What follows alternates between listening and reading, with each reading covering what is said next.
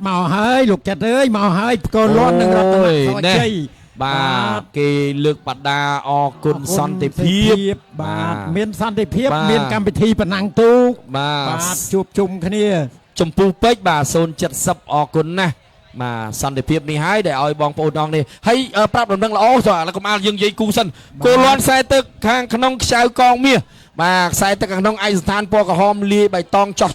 ជាមួយនឹងចុងយ៉ាវ៉ាសល្អណាស់ជាមួយនឹងលោកបឿនបាទល្អណាស់អ្នកកងមាសចំណែករតនៈសជ័យបាទមកពីមេសបច័ន្ទពីរាំងក៏មិនធម្មតាខ្សែទឹកខាងក្រៅឯ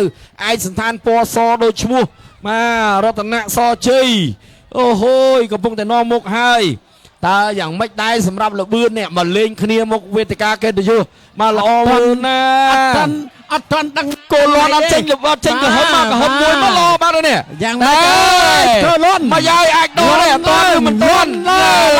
យលាន់នេះអាយ៉ា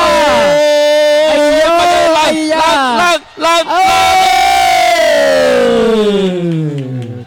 ឃើញថាខ្ញុំមិនហ៊ានថាទេទុកឲ្យគណៈកម្មការណាល់កាគាត់ឲ្យលទ្ធផលចោះខ្ញុំគ្រាន់តែជួយហូទេបាទ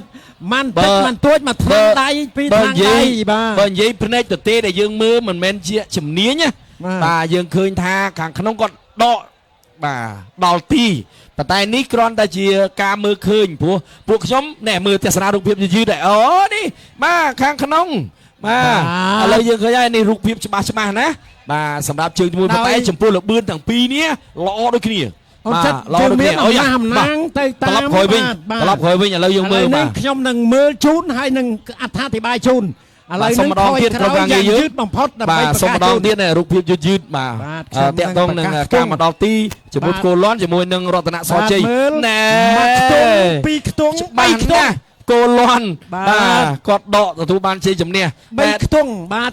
លោកគ្រូ3ខ្ទង់ដូចយើង